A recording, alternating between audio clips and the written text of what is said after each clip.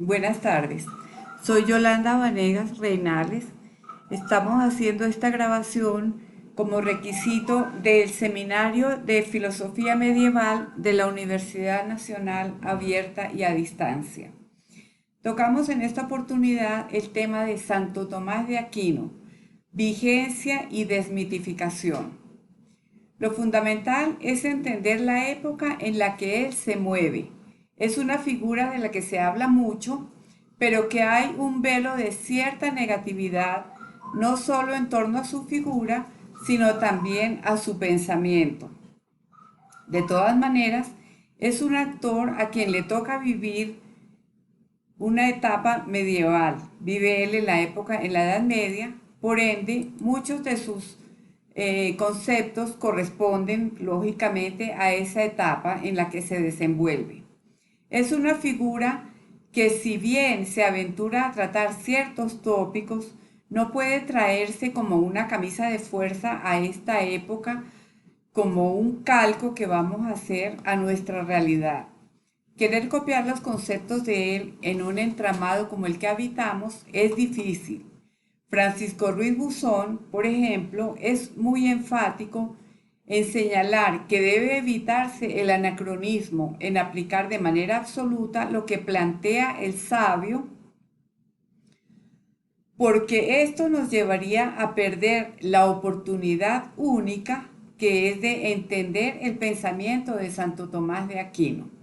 Por ende, aunque se aventura, se aproxima y toca algunos conceptos, vamos a enmarcarlo en la etapa que le tocó vivir.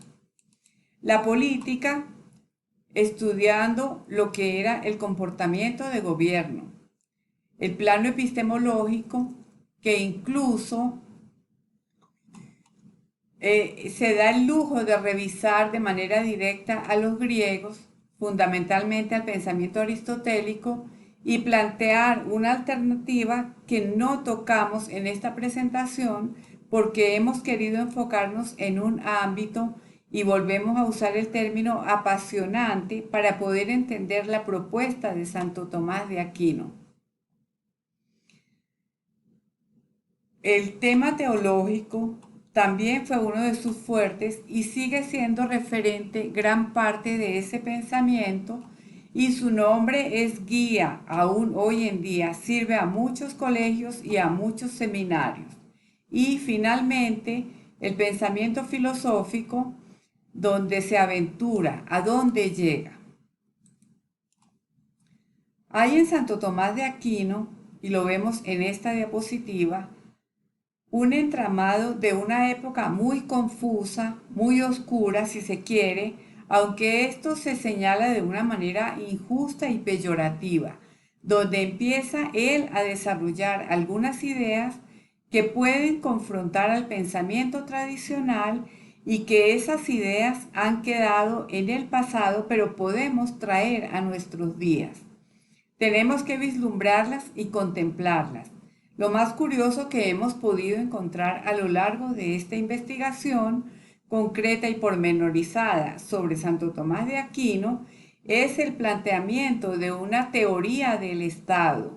Volvemos a recalcar que no podemos copiar los conceptos formulados por el sabio y, cual camisa de fuerza, cual plantilla, copiarlos o calcarlos en una hoja blanca y traerla a nuestra época. Son realidades completamente diferentes. Los conceptos que aparecían en ese entonces no son los mismos que pueden aplicarse ahora. Una teoría del Estado. No había una noción de Estado social, de derecho, no había una noción de Estado plenamente creado, pero logra Santo Tomás de Aquino vislumbrar algunos fenómenos. Por ejemplo, habla de una división de poderes, una estructura que se va a armar donde hay una figura, un sujeto que es el que decide y es un monarca, pero, y aquí viene lo más importante, hay un grupo de personas de las cuales ya hablaremos con mayor detenimiento, que van a estar acompañando, creando, formulando ideas hacia esa figura. Y finalmente aparece también la propuesta de unos legisladores que van a actuar a través de esos gobiernos. Esto es un principio sumamente interesante porque se adelanta Santo Tomás de Aquino a siglos de historia para plantear una necesidad que era la de romper ese absolutismo que podía vivirse. Por lo tanto, aquí hay una novedad que normalmente la historia, la filosofía, la teoría política nos quita, y es que nos dibujan un Santo Tomás de Aquino como el pensador, el sustento necesario al régimen personalista, y aquí notamos que no es así. Pero esa variable que acabamos de comentar es mucho más enriquecida cuando vemos que hay un control y hay una supervisión, como dice el segundo punto de esta lámina. Se controlan los poderes entre sí.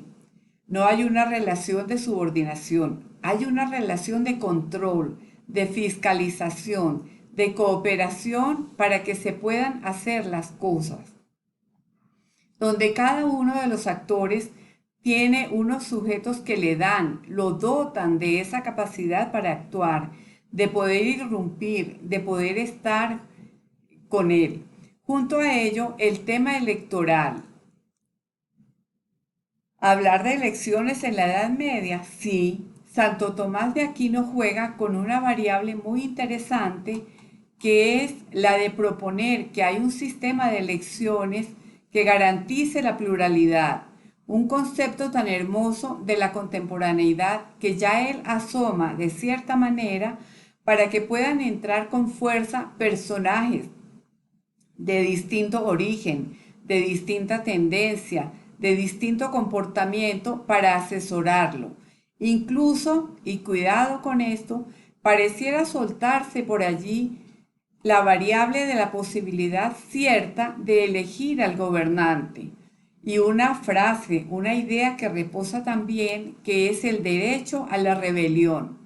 Si Santo Tomás de Aquino es visto como ese hombre oscuro, ese hombre que sustenta los regímenes clásicos de fuerzas, entonces no tendría cabida este concepto. Logra Santo Tomás de Aquino advertir: cuidado con aquel que ejerza negativamente el poder, porque puede, o mejor, tiene, usando otra expresión, la ciudadanía, que es un actor que concibe la realidad, la posibilidad de irrumpir con fuerza para cambiar las cosas.